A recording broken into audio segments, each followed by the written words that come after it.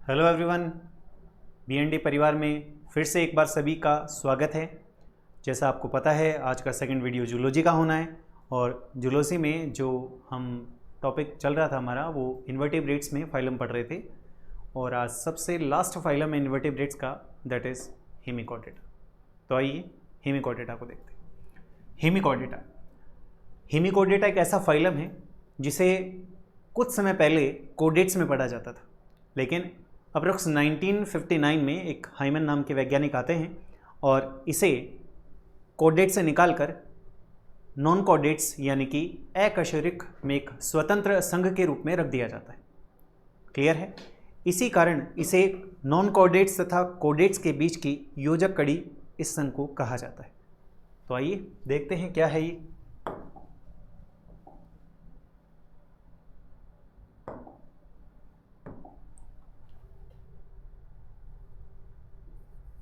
इस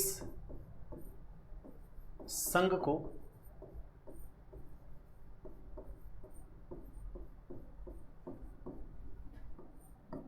non caudate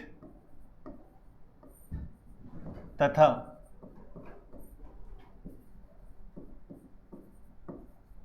कोडेटा के मध्य की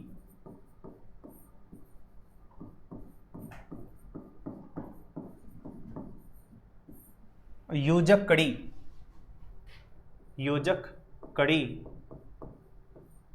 कहा जाता है।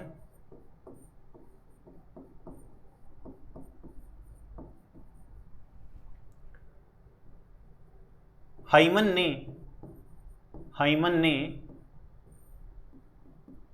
1959 में इसे कोडेटा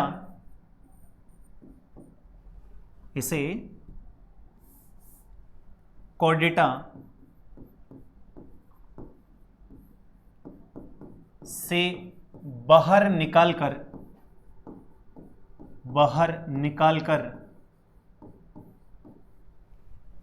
बाहर निकालकर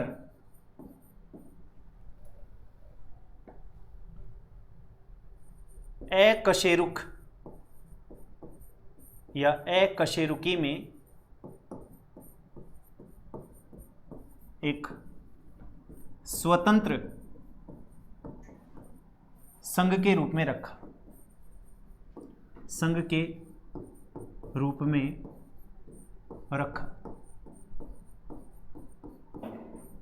क्लियर? तो बहुत इंपॉर्टेंट बात है। पहले हेमिकोडेटा को कोडेटा में पढ़ा जाता था। किस में पढ़ा जाता था? कोडेटा में।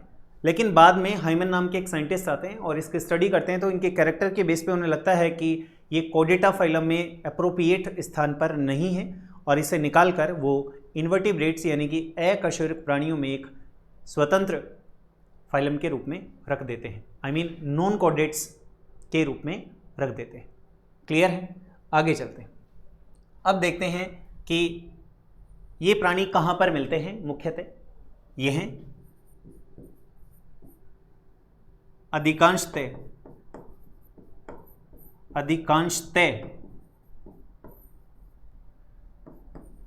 बिल बनाकर रहते हैं। यह प्राणी या यह जीव अधिकांशतः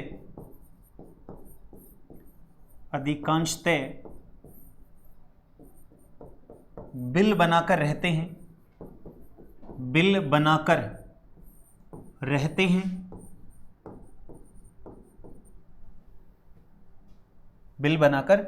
हैं। यह स्वतंत्र यानी कि अकेले स्वतंत्र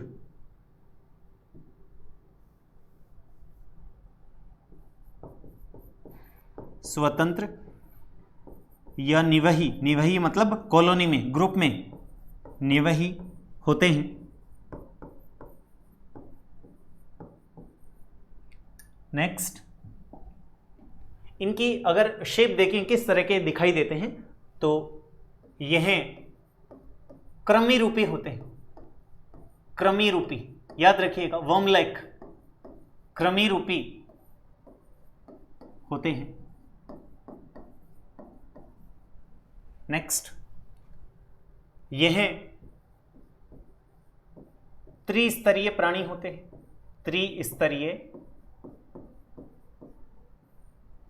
कौमा द्विपार्श्व सममित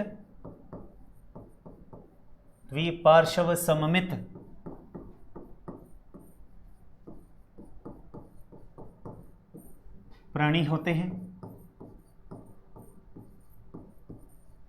द्विपार्श्व सममित प्राणी होते हैं। नेक्स्ट, यह या इनमें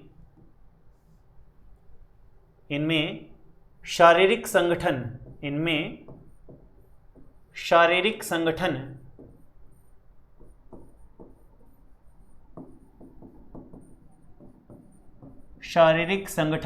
अंगतंत्र स्तर का होता है। कोई इंपॉर्टेंट बात अभी तक आई नहीं है, देखिए, अंगतंत्र स्तर का होता है। अंगतंत्र स्तर का होता है। ठीक है।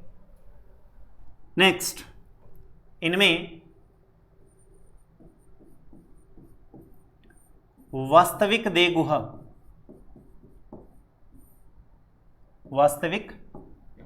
गुहा पाई जाती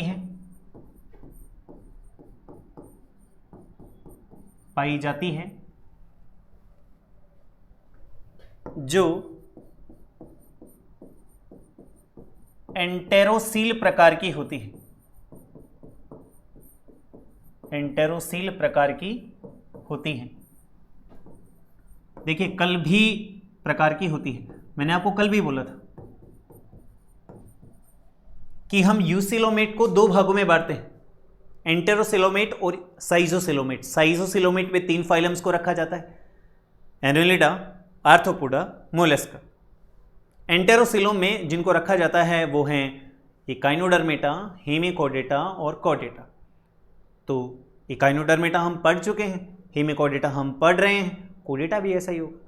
तो आप इन फीचर्स को याद रखिएगा। वास्तविक देह गुहा दोनों में पाई जाती है, किधर? एनेलिडा, मोलस्का, आर्थ्रोपोडा, और इधर भी। लेकिन उधर जो मिलती है वो साइजोसिलोमेट होती है और इधर एंटेरोसिलोमेट होती है, आंत्रगुह्य प्रकार की होती है। नेक्स्ट, ये ड्यूटेरोस्टोम्स प्राणी होते हैं। ड्यूटेरोस्टोम्स आपको याद है, मैंने आपको बताया था ड्यूटेरोस्टोमिया और प्रोटोस्टोमिया क्या होते हैं। प्रोटोस्टोमिया जिनमें ब्लास्टोपोर से माउथ या मुख का निर्माण होता है, और जिनमें ब्लास्टोपोर से एनस का निर्माण होता है या गुदा का निर्माण होता है, उन्हें ड्यूटेरोस्टोम्स या ड्यूटेरोस्टोमिया में रखा जाता है। तो हमने कहा कि ये ड्यूटेरोस्टोम्स प्राणी होते हैं। ड्यूटेरोस्टोम्स प्राणी होते हैं। ठीक है। देखिए, 2 बातें हैं, एंटेरोसील और ड्यूटेरोस्टोम्स। इसके अलावा और कोई खास बात हमारे पास आई नहीं है। आगे चलते हैं। नेक्स्ट, इन प्राणियों का शरीर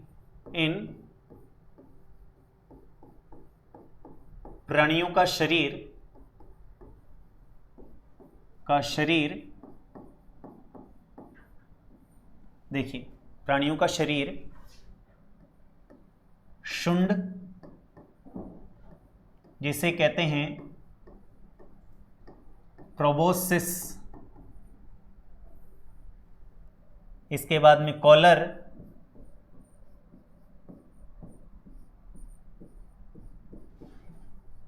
तथा ट्रंक, धड़ जिसे कहेंगे हिंदी में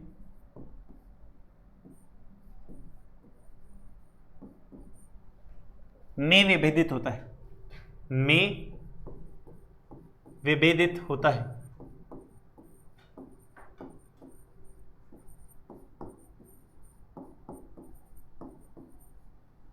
नेक्स्ट, देखिए, इनकी मुख गुहा में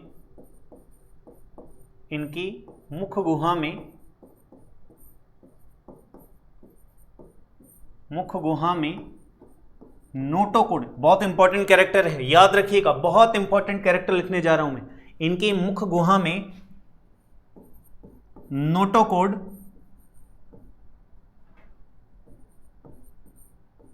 समान संरचना, नोटोकोड नहीं बोला है मैंने, notochord like structure, not notochord. Notochord समान संरचना पाई जाती है, संरचना पाई जाती है,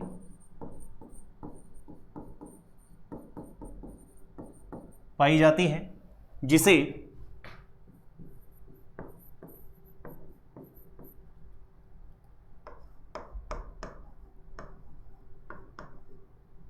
बक्कल डाइवर्टिकुलम, जिसे क्या, बक्कल डाइवर्टिकुलम कहते हैं।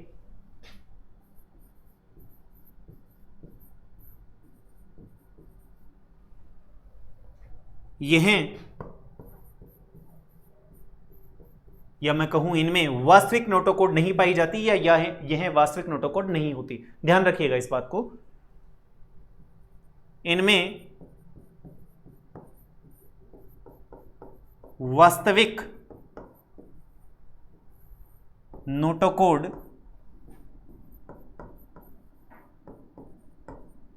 नहीं पाई जाती, नहीं पाई जाती है। याद रखिएगा इस बात को। बक्कल डाइवर्टिकुलम क्या है? Notochord like structure which is found in mouth of hemichordates. Clear है? ये याद रहनी चाहिए हमें बात, जिसे बक्कल डाइवर्टिकुलम कहते हैं। इसे स्टेमोकोड भी कहते हैं, इसलिए हेमिकोडेटा का दूसरा नाम स्टेमोकोडेटा भी होता है। ध्यान रखिएगा, ये लिखवा भी दूंगा आगे अभी। नेक्स्ट, अब देखते हैं इसके फीचर्स के बारे में क्या क्या हैं। अब इंपॉर्टेंट फीचर्स आना स्टार्ट हो गए, एक हम लिख चुके हैं और अब आ रहे हैं। देखिए क्या है, देखिए श्वसन। श्वसन कैसे होता है? तो श्वसन जो देखने को मिलेगा वो इनमें देखने को मिलेगा गिल्स के द्वारा, गिल्स द्वारा। नेक्स्ट, उत्सर्जन की बात करें,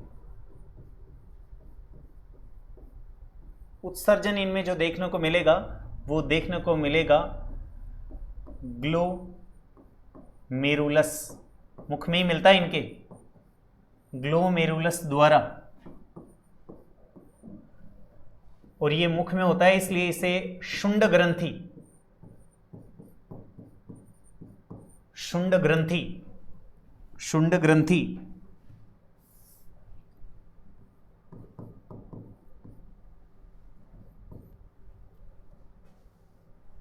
याद रखिएगा इसे, शुंड ग्रंथि द्वारा। ये इंपॉर्टेंट फैक्टर है हमारे लिए, इंपॉर्टेंट कैरेक्टर है उत्सर्जन। किसके थ्रू देखने को मिलेगा? ग्लोमेरुलस के द्वारा या शुंड ग्रंथि। एक्चुअली ग्लोमेरुलस ही है, ग्लोमेरुलस शुंड में पाया जाता है, इसलिए दूसरा वर्ड शुंड ग्रंथि द्वारा आपको जनरली आपको इधर देखने को मिलता है। नेक्स्ट, अब बात करते हैं किसकी? रुधिर परिसंचरण तंत्र की। रुधिर परिसंचरण तंत्र, रुधिर परिसंचरण तंत्र, रुधिर परिसंचरण तंत्र देखें तो ये खुले प्रकार का होता है, खुले प्रकार का होता है, खुले प्रकार का। अब यहां पर इंपॉर्टेंट बात क्या आती है हमारे लिए कि इनमें वेनेडियम, इनमें वेनेडियम नामक श्वसन वर्णक पाया जाता है, नामक श्वसन वर्णक पाया जाता है। वेनेडियम नामक श्वसन वर्णक पाया जाता है। नेक्स्ट, श्वसन वर्णक हो गया। तंत्रिका तंत्र की अगर हम बात करें या पाचन आहार नाल की बात करें तो आहार नाल पूर्ण होती है, आहार नाल पूर्ण होती है।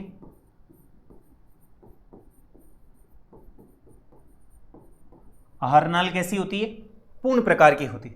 नेक्स्ट, और तंत्रिका तंत्र की बात करें, तंत्रिका तंत्र देखिए पहले ये किस में था? कोडेट्स में। तो तंत्रिका तंत्र मैंने कहा ना नॉन कोऑर्डिनेट्स के कारण बाहर आ जाता है, कैरेक्टर्स के कारण, तो इनका तंत्रिका तंत्र नॉन कोऑर्डिनेट के समान होता है, नॉन कोऑर्डिनेट के समान होता है। देखिए आपके लिए अभी तक जो इंपॉर्टेंट बात आई है वो बक्कल डाइवर्टिकुलम है, ग्लोमेरुलस है और वेनेडियम है। अभी तक जो हमने बात की है वो वेनेडियम, ग्लोमेरुलस और बक्कल डाइवर्टिकुलम, जिसे स्टेमोकोड भी कहते हैं, अभी आगे बता दूंगा मैं स्पेशल पॉइंट्स में। स्टेमोकोड क्लियर है, और कोई खास बात नहीं है। एंटेरोसील वगैरह हम पहले भी पढ़ चुके हैं, कल भी पढ़ चुके हैं, और इससे पहले स्टार्टिंग वीडियोस में भी हम देख चुके हैं। क्लियर। अब किसकी बात करेंगे? अब हमारे सामने जो नेक्स्ट टॉपिक आता है, उत्सर्जन हो गया, श्वसन हो गया, परिसंचरण तंत्र हो गया, आहारनाल हो गया। नेक्स्ट और चीजें मैं आपको बता दूं, देखिए इनके जो तंत्रिका तंत्र होता है वो एपिडर्मिस में मिलता है, क्योंकि डर्मिस इनमें एब्सेंट होती है। ये आप लिख सकते हैं, ये किधर मिलता है, हम इसमें मेंशन कर सकते हैं इस बात को। तंत्रिका तंत्र नॉन कोऑर्डिनेट के समान होता है, यह एपिडर्मिस में पाया जाता है, यह एपिडर्मिस में, एपिडर्मिस में होता है या पाया जाता है। डर्मिस एब्सेंट होती है, एपिडर्मिस में पाया जाता है।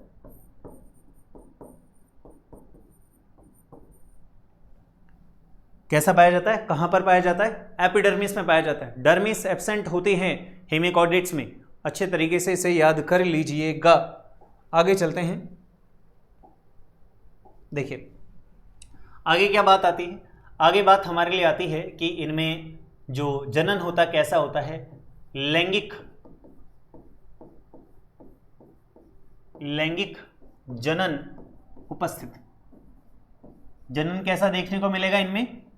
लैंगिक जनन उपस्थित होता है। नेक्स्ट, सामान्यतः एक लिंगी प्राणी। कैसे प्राणी होते हैं? एक लिंगी प्राणी। कैसे प्राणी है ये? एक लिंगी प्राणी है। कैसे प्राणी है? एक लिंगी प्राणी है। नेक्स्ट, और बात करें परिवर्धन, तो इनमें परिवर्धन मिलता है अप्रत्यक्ष प्रकार का परिवर्धन। कैसा परिवर्धन देखने को मिलेगा? अप्रत्यक्ष प्रकार का परिवर्धन। अप्रत्यक्ष प्रकार का परिवर्धन। कैसा परिवर्धन देखने को मिलेगा? अप्रत्यक्ष इनडायरेक्ट डेवलपमेंट। अब ये यहां पर एक इंपॉर्टेंट बात आती है, बहुत ज्यादा इंपॉर्टेंट बात आती है। देखिए हेमिकोऑर्डिनेट्स में जो लार्वा स्टेज होती है उसका नाम होता है टॉर्नेरिया। क्या नाम होता है उसका? टॉर्नेरिया। और tornaria larva stage just look like bipinnaria. और बाइपिनेरिया क्या है? बाइपिनेरिया कल हमने एक फाइलम पढ़ा था इकाइनोडर्मिटा, उसकी लार्वा स्टेज है। इसलिए ये किसके समान मानी जाती है? बाइपिनेरिया। तो ये भी हमें याद होना चाहिए अगर हमें ये पूछ लिया जाए कि हेमिकोऑर्डिनेट्स में जो पाई जाने वाली अवस्था है वो किसके समान होती है, तो बाइपिनेरिया के समान होती है। लार्वा अवस्था का नाम पूछ ले तो टॉर्नेरिया है। तो देखिए यह प्रत्यक्ष प्रकार का परिवर्तन होता है। इनमें टॉर्नेरिया, व्हाट? टॉर्नेरिया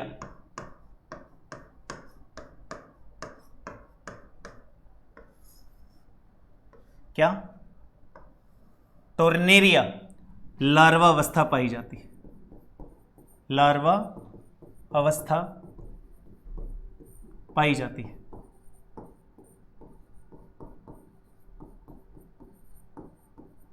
जो कि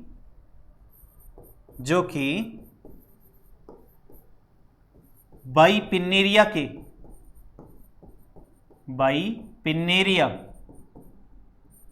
और ये किसकी होती है? बाइपिनेरिया इकाइनोडर्मेट्स की। कल ही हमने पढ़ा है, जो कि बाइपिनेरिया लार्वा अवस्था के समान होती है।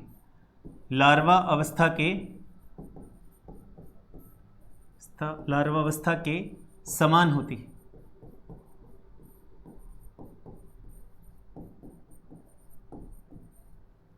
तो ये हमारे लिए क्या है? एक इंपॉर्टेंट फैक्टर है, कैरेक्टर है कि टॉर्नेरिया के बारे में भी हमें पता होना चाहिए। और टॉर्नेरिया किस लार्वा अवस्था से समानता प्रदर्शित करता है?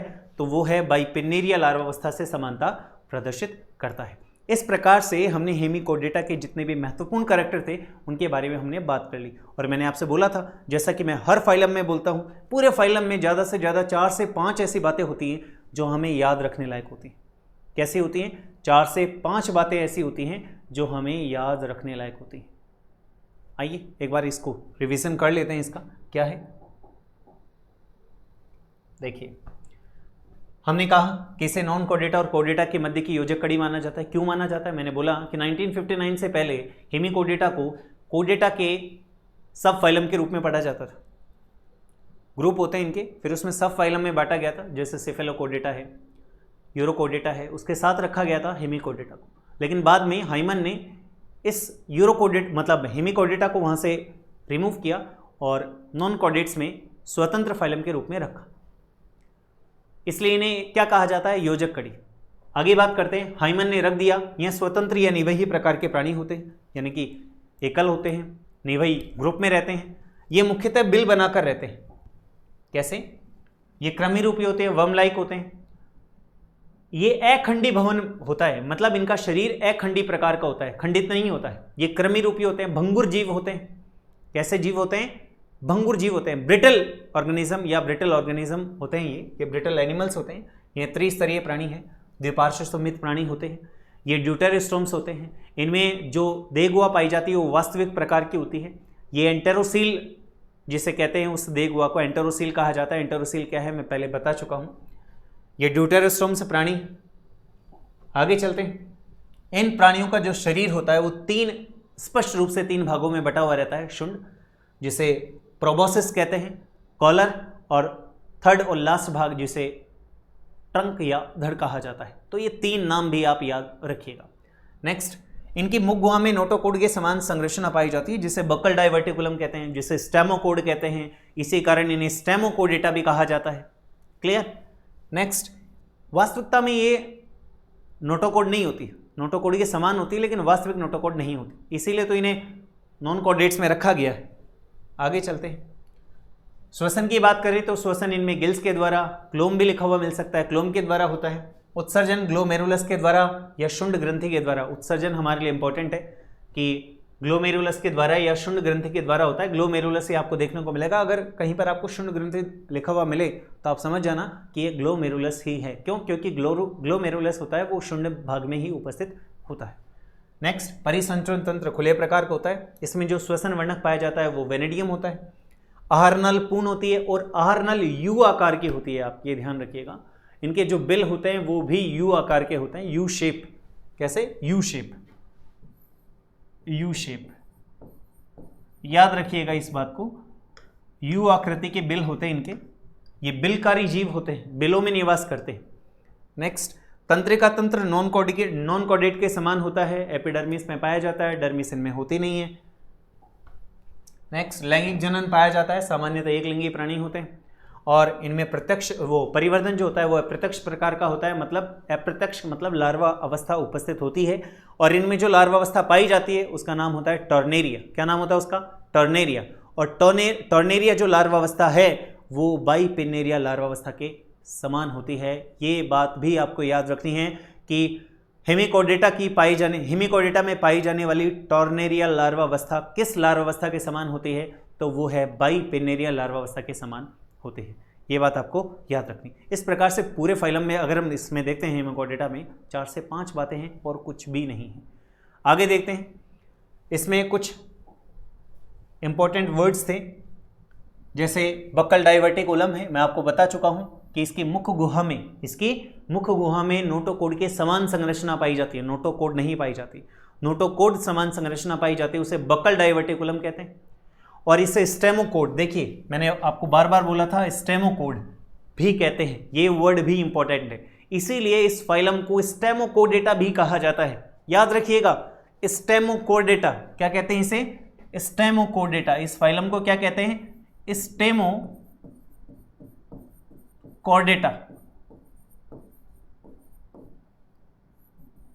याद रखिएगा इस वर्ड को। अचानक से कहीं देखने को मिले, आपको लगे यार ऐसा कोई फाइलम ही हमने नहीं पढ़ा, तो स्टेमोकोड के कारण इन्हें क्या कहा जाता है? स्टेमोकोडेटा कहा जाता है। ये देखिए एक हेमिकोडेटा का डायग्राम है, ये बेलेनोग्लोसस है। ये फिगर किसका है? बेलेनोग्लोसस। कौन है ये? बेलेनोग्लोसस।